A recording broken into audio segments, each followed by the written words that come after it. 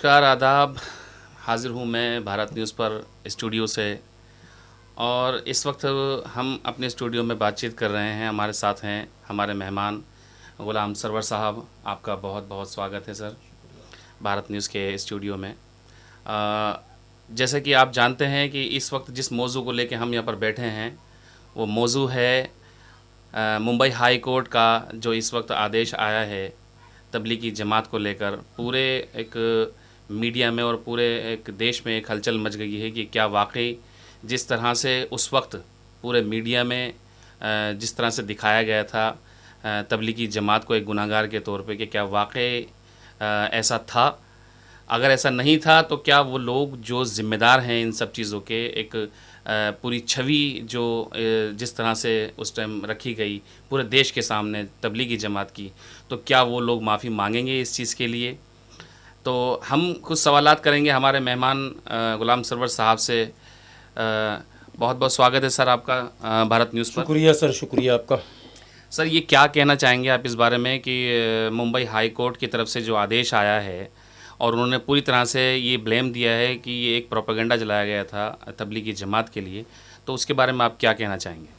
सबसे पहले तो मुंबई हाई कोर्ट के उन सभी जजों को हम अपनी दिल की गहराइयों से धन्यवाद देते हैं और हम आभार उनका प्रकट करते हैं कि देर से सही पूरे देश में पिछले 1-2 वर्षों से जहां सरकार से विश्वास कम होता जा रहा था, वहीं कहीं न कहीं, हालांकि बाद लोग बोलने से डरते हैं लेकिन मैं अक्सर बोल रहा हूं और ये सच्चाई है, बोलनी चाहिए, कहीं न कहीं देश के लोगों का न्यायपालिका के प्रति भी भरोसा कम हो रहा था। अविश्वास का वातावरण था, नाउमीदी थी, उदासी थी, बेचैनी भी थी। बेचैनी इसलिए थी कि जो लोग गरीब हैं, मजदूर हैं, मजबूर हैं, उनको ये लगता था क्या न्याय हमारे लिए नहीं है क्या इस देश में, क्या हमारा नहीं सुना जाएगा क्या। लेकिन मुंबई हाई कोर्ट के अचानक इस आदेश, और ये केवल आदेश नहीं आया सर, एक एडिशनल बात इसमें यह है कि सरकार को और उन तमाम लोगों को जो इसके जिम्मेदार थे उनको फटकार भी लगी है। यानी आपने ये क्रिएट किया था, आपने बलि, एक शब्द का इस प्रयोग किया है माननीय जज महोदय ने कि बलि का बकरा बनाया गया। ये बड़ा माने देशी शब्द है कि बलि का बकरा बना गया। अब बहस इस पर होनी है कि किसने बनाया बलि का बकरा, क्यों बनाया बलि का बकरा, बनाने वालों की सोच क्या थी, वो देश को क्या संदेश देना चाह रहे थे, किस दिशा में वो लेके जाना चाह रहे हैं। विशेषकर ये बातें उन युवाओं तक जानी चाहिए जिनके मन और मस्तिष्क पर इन बलि का बकरा बनाने वालों की बात अब मैं कर रहा हूं। इन लोगों ने एक बात पेवस्त कर दी थी उनके जहन में कि कोरोना मीन्स मुसलमान और मुसलमान मीन्स कोरोना। मुसलमान सब्जी वाला बेचारा बच्चा उसका भूखा है, वो डेयरी लेकर जा रहा है और उसके ऊपर हमले हो रहे हैं, उसकी सब्जियों को उलट दिया जा रहा और उसकी पिटाई हो रही है और यह कहा जा रहा कि तुम कोरोना फैलाते हो, तुम कोरोना हो इसलिए तुम मेरे मोहल्ले में नहीं आओगे। फल वाला तमाम तरह के, यानी आर्थिक नुकसान भी हुआ और मानसिक प्रताड़ना के शिकार हुए। बहस इस पर होनी चाहिए कि इस मुल्क के नौजवानों को कौन बताएगा कि समस्याएं ये हैं कि जो किसान तपती सूरज के सामने जब टेम्परेचर 49 और 50 से भी ज़्यादा होता है तो वो हल लेकर अपने खेत में होता है, जुताई करता है, बुनाई करता है, सिंचाई करता है, मेहनत करता है और गल्ला जब उपजता है तो उसकी कीमत वो तय नहीं करता, सरकार तय करती है। इस पर कभी बहस नहीं हुई। एक बात यह कि गल्ला जब उपजता है, बहस इस पर होनी चाहिए कि इतनी मेहनत के बाद तैयार फसल बाढ़ के चपेट में समाप्त हो जाता है और वो किसान सर पकड़कर बैठ जाता है। किसान न हिंदू होता है न मुसलमान होता, किसान सिर्फ किसान होता, और अगर हिंदू मुसलमान होता है तो बड़ी आबादी किसानों की हिंदू होती है, ये भी कहा दिया जाए। तो अफेक्टेड जो हो रहा है वो हिंदू हो रहा। बहस इस पर होनी थी कि नौजवान जो पढ़ लिख रहे, रात को जाग कर, नींद को त्याग कर, सुख चैन को त्याग कर वो शिक्षा ग्रहण करते हैं, उच्च शिक्षा प्राप्त करते हैं और तमाम डिग्रियों के लेने के बाद वो डिग्री लेकर भटक रहे हैं और मनरेगा में जाकर काम कर रहे हैं, तो क्या भारत के उन पढ़े लिखे युवाओं का भविष्य यही होगा? बहस इस पर होनी थी। बहस इस पर होनी थी कि तमाम उद्योग धंधों को निजी हाथों में बेच दिया गया और रोजगार अब एक शर्तों के साथ दिया जाता है जिनके अधिकार संवैधानिक थे, जो भागीदारी की बात थी, यानी SC ST की बात मैं कर रहा हूं, उनका जो कोटा था वो समाप्त कर दिया गया, क्योंकि निजी क्षेत्र में आरक्षण नहीं है। तो बहस इस पर होनी थी, नहीं हो रही है। रेलवे जो एक आय का बहुत बड़ा स्रोत था भारत सरकार के, जिसका एक पृथक मंत्रालय ही नहीं बजट भी अलग हुआ करता था, उसके बजट को समाप्त किया गया और अब रेलवे का निजीकरण कर दिया गया। तो वो जो सहभागिता थी, सामाजिक सहभागिता, वो तो समाप्त हो जाएगी। आरक्षण का लाभ अब किसी को नहीं मिलेगा और नौकरियां अब उनके रहमो करम पर होंगी जो पूंजीपति उसको खरीदेंगे। तो गोया कि न सरकार से हम कुछ मांग सकते हैं, न सरकार से कुछ हम बोल सकते हैं। बहस इस मुल्क में इस पर होनी थी। इन सब चीजों को डाइवर्ट करने के लिए ये क्रिएट किया गया कि भैया खतरा जो है कोरोना नहीं, खतरा जो है बेरोजगारी नहीं, खतरा जो है वो निजीकरण नहीं, खतरा जो है बाढ़ और सुखाड़ नहीं, खतरा मुसलमान है। ये साबित करा दिया गया। कहीं ना कहीं इसको जो है, जो कोरोना इस टाइम जो महामारी है, पूरी दुनिया इससे जूझ रही थी, तो हिंदुस्तान में आकर उसको कहीं ना कहीं एक पूरी तरह से तब्दील कर दिया गया हिंदू मुस्लिम में, और उसको पूरा एक हिंदुस्तान में मुसलमान के नाम से फेमस कर दिया कि भाई ये जो है इस तरीके से। क्या वाकई इसमें कुछ सच्चाई है? देखिए, वो तो अब सब सामने आ चुका। मुल्क के पढ़े लिखे हिंदू मुसलमान सिख ईसाई जैन पारसी सब समझ गए। इतने मूर्ख नहीं है भारत में लोग, मूर्ख बन जाते हैं एक्सीडेंटल। जैसे वो फिल्म में आपने एक्सीडेंटल प्राइम मिनिस्टर, एक्सीडेंटल मूर्ख है भारत में, लेकिन परमानेंट मूर्ख नहीं है, ये मुझे विश्वास है। लोग अब समझ रहे हैं। लेकिन असल क्या है, पहले तो धन्यवाद दीजिए कोरोना को। अगर हम लोगों के धर्म में पूजा पाठ होता तो कोरोना की पूजा अब हम करते, अगर होता तो। लेकिन मैं तो इस्लाम का मानने वाला हूं।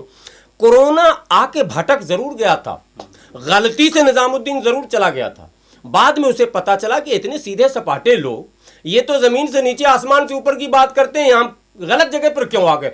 अब कोरोना जब उसको एहसास हुआ तो वो चला अपनी मंजिल की तरफ, बहुत सही जगह पे। मोदी जी, आपने कोरोना को जो नहीं रोका उसका खमियाजा हम लोग अब नहीं भुगतेंगे, ये तय हो गई बात। कोरोना को लाया गया, सरकार ने उसको वाज़ाफ्ता इंपोर्ट किया साहब। कोनिका कपूर जमात में तो नहीं आई थी ना, और 68,000 विदेशियों को आपने ससम्मान इटली से, चाइना से, अमेरिका से और ईरान से, जहां कोरोना संक्रमित देशों की बात कर रहा हूं, फ्रांस से, जर्मनी से इन्होंने लाया। 68,000 लोगों को, सिर्फ 16,000 को क्वारंटीन किया गया। बाकी सारे लोग सोसाइटी में रहने लगे, कोरोना वहां से फैला। तो अब मैं असल बात बता रहा हूं, उसके बाद आप सवाल कीजिएगा। कोरोना जो है पता, एड्रेस पता, आपस में बात किया, चीन फोन किया, तो चीन में जो बड़ा भाई था उसने कहा कि तुम कहां गलत जगह पे चले गए, तुमको हम भेज रहे थे माने भाजपा कार्यालय और चले गए तुम कहीं और बेचारे के पास। उसके बाद इन लोगों ने हमला शुरू किया, संघ कार्यालय पे हमला शुरू किया, जी न्यूज पे हमला शुरू किया, भाजपा कार्यालय पे। भारतीय जनता पार्टी के पूरे भारत में जितने लोग हैं उसमें 75% कोरोना पॉजिटिव है। ये मैं नहीं कह रहा हूं, बिहार में प्रमाणित हो गया, 100 सैंपल लिए गए, 75 पॉजिटिव। इसका मतलब पूरे भारत में जहां भाजपा के लोग मिले, ढूंढ ढूंढ के पकड़ो और उनको क्वारंटीन करो, जैसे तबलीगी जमात को ढूंढ रहे थे उस टाइम। आपको याद होगा तबलीगी जमात के लोगों को घर घर से ढूंढा जा रहा था। आरोप क्या था सर, अपराध क्या था सर? यही कि कोरोना पॉजिटिव हैं ये लोग, यही तो बात थी ना। अब बताओ, भारतीय जनता पार्टी के शाखा से लेके और स्टेट और तक, राष्ट्रीय कार्यालय तक, तमाम लोगों को ढूंढोगे। किसी सरकार के माँ ने दूध पिलाया है? योगी जी आपको माँ ने, नीतीश कुमार जी आपको पिलाया है? किस सरकार को माँ ने दूध पिला दिया है कि वो भारतीय जनता पार्टी के? लेकिन है, मैं कह रहा हूं, आप पकड़िए, टेस्ट कीजिए, 75% भारतीय जनता पार्टी के लोग मिलेंगे पॉजिटिव, क्योंकि कोरोना को परफेक्ट एड्रेस का पता चल चुका। नहीं, जिस तरह से हमने देखा इसकी जो खामियाजा भुगता वो एक तबके ने ही पूरी तरह से भुगता।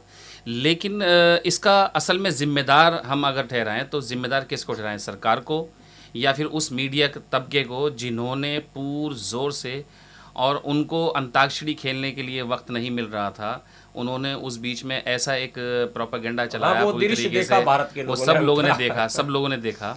तो वो कहाँ से, मतलब एक उनको इंस्पिरेशन कहाँ से मिलती है इस तरीके से हिंदू और मुस्लिम के बीच में जो ये खाई है वो किस तरह से बढ़ानी है या किस तरह से कम करनी है?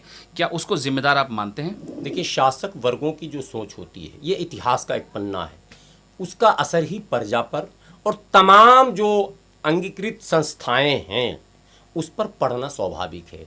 मीडिया चौथा स्तंभ है, तो सरकार में रहने वाले लोग, वो भी तो एक स्तंभ है ना, कार्यपालिका, न्यायपालिका, विधायिका और मीडिया। तो वो जो स्तंभ हैं, तो सुप्रीमो भारत में, भारतीय जो लोकतांत्रिक प्रणाली है उसमें प्रधानमंत्री सुप्रीमो होते हैं। राष्ट्रपति हालांकि प्रथम नागरिक जरूर होते हैं, लेकिन क्रियाकलाप प्रधानमंत्री के हाथों में।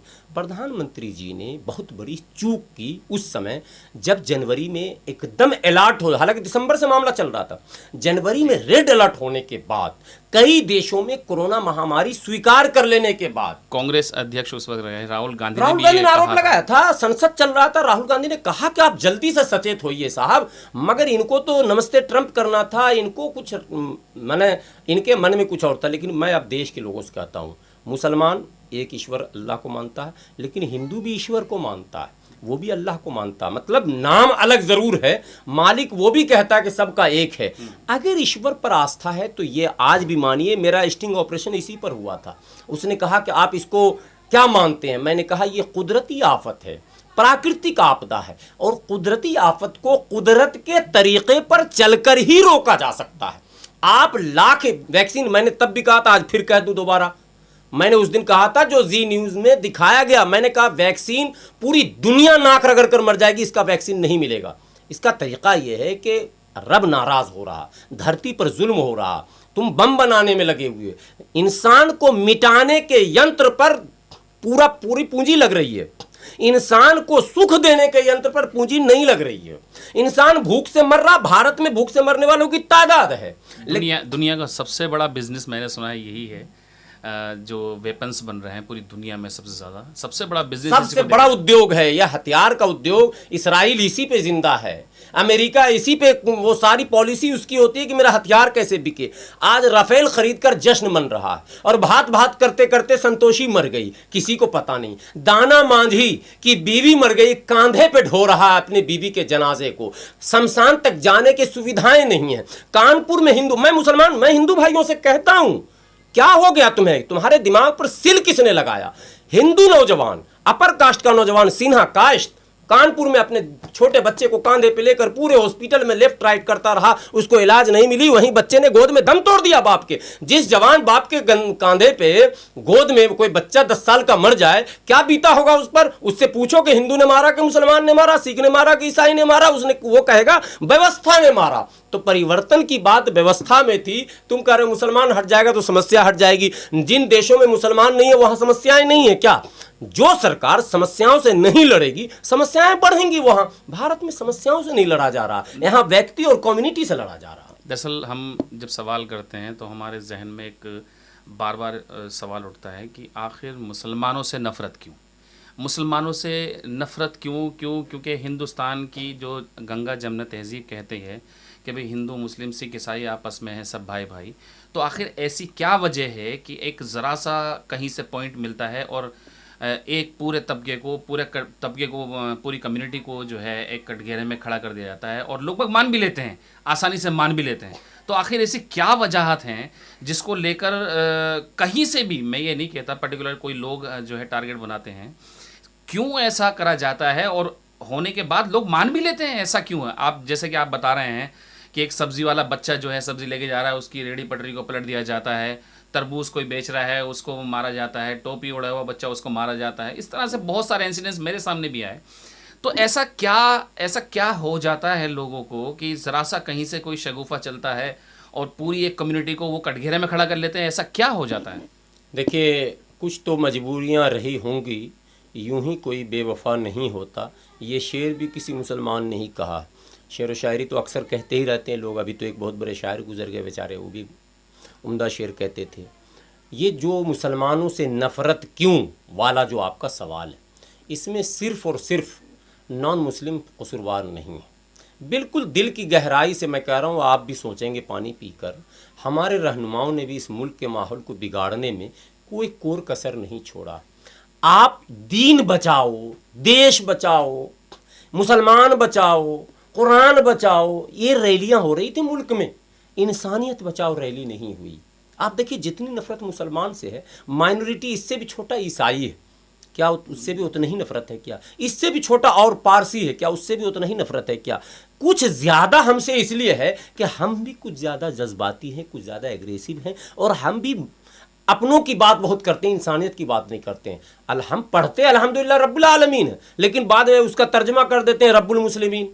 बोलते हैं मेरे नबी रहमतुल लिल आलमीन, फिर तर्जुमा कर देते हैं रहमतुल लिल मुस्लिमीन है। तो जब रब्बुल आलमीन है खुदा और रहमतुल लिल आलमीन है हमारे नबी, तो हमारी सोच भी वही होनी चाहिए कि सारे आदम की औलाद हैं, हम भी कुछ एक कदम बढ़ें, शायद माहौल बन जाए, शायद हम दिल को जीते। लेकिन हमने भी शुरू से जो खाका तैयार किया, जो रोड मैप तैयार किया, वो एकदम महदूद दायरे में, ओनली फॉर मुस्लिम्स। तो ये मैसेज उन लोगों ने दिया, संगठन वालों ने। देखो देखो मुसलमान, वो देखो रैली हो रहा पटना गांधी मैदान में, ये दीन बचा रहा, अरे इस्लाम खतरे में है तो फिर हिंदुत्व भी खतरे में, बात समझ रहे हैं? मस्जिद खतरे में तो फिर मंदिर भी खतरे में।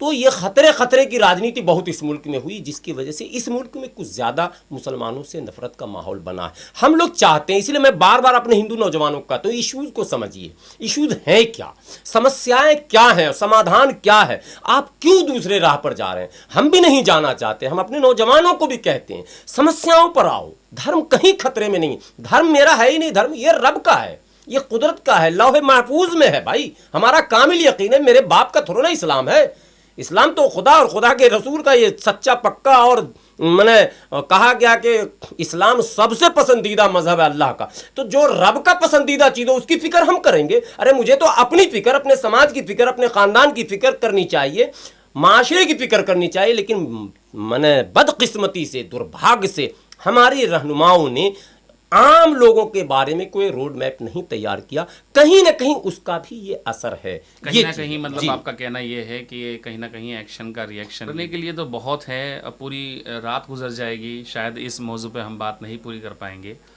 और मुद्दे भी बहुत सारे हैं जिसको लेके हम कहीं ना कहीं इसमें हम जस्टिफाई पूरी तरह से नहीं कर सकते कि भाई कौन जिम्मेदार है इस चीज़ के लिए।